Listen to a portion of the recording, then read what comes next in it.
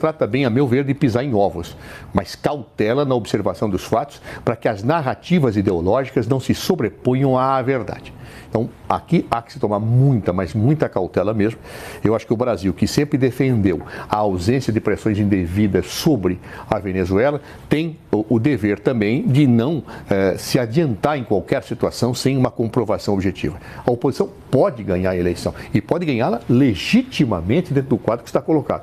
E seu Nicolás Maduro não terá o menor direito de efetivamente tentar um golpe de Estado. Isso será uma ofensa à democracia. Do outro lado, também não se pode inventar pretextos que, se efetivamente, depois daqueles primeiros que foram colocados, não se comprovarem de desvirtuamento do processo eleitoral, não poderá injustificar um resultado eleitoral favorável a Nicolás Maduro. Então vamos olhar com bastante cuidado essa situação. Agora, repito, a declaração de Nicolás Maduro do banho de sangue é inaceitável do ponto de vista democrático e humano. Coppola, na avaliação do Cardoso, não importa o resultado das eleições no domingo próximo, vão ter ali pessoas alegando fraude, né, no fechar das urnas. Na sua avaliação, há garantia de resultado justo, ainda que um lado perca e um lado vai ganhar? Isso é óbvio, isso vai acontecer. Mesmo que tenha essa acusação de fraude no final, dá para dizer que vai ser um processo justo? Não. O que nós temos é a garantia de um resultado injusto.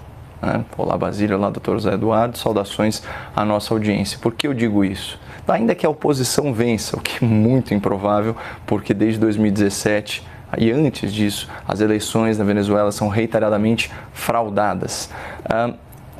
Vamos pensar da ótica da oposição. Né? Havia uma candidata, ela foi afastada da arena política por uma decisão da Suprema Corte que é ligada ao chavismo. Aqui a Transparência Internacional, aqui no Brasil, a Transparência Internacional chegou a denunciar um judiciário, um suposto judiciário de coalizão, em que a justiça está sendo aparelhada para dar decisões mais simpáticas ao governo de turno. Bom, a realidade na Venezuela é infinitamente pior. Lá, de fato, a justiça está a serviço de Maduro. Inclusive, não só a justiça, mas também o exército e a polícia. Ele fala explicitamente que ele representa a união perfeita, cívica, militar e policial. Então, você imagina o estado das coisas lá. Essa primeira opositora, então, ela é afastada pelos tribunais. A segunda opositora, né, que não ensejava nenhuma chicana jurídica para ser removida do processo, ela simplesmente não conseguiu acesso. Na verdade, o Conselho Nacional Eleitoral, também controlado pelo chavismo, né, impediu que ela se candidatasse. Aí, às pressas, a oposição teve que surgir com um terceiro nome. E é esse o opositor, né, um ex-diplomata, que está encarnando esse papel, diga-se de passagem, esse corajoso papel de enfrentar esse ditador sanguinário que é Nicolás Maduro. Para vocês terem uma ideia, oscila, né, o número, mas as ONGs, as universidades, quem se debruça, a imprensa especializada, né, os órgãos de controle de direitos humanos falam em 70 a 110 prisões desde o início do processo eleitoral. Então, isso é perseguição a opositores políticos. Também, na ordem das dezenas, está o fechamento de sites noticiosos, de rádios. Né? Então, o que está havendo realmente é uma escalada autoritária na Venezuela, que já era um ambiente antidemocrático.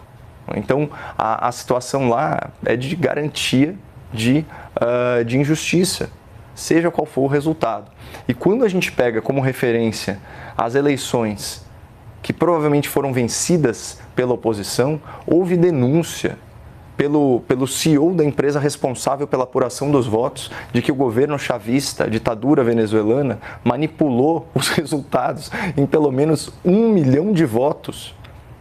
Isso está relatado pela imprensa.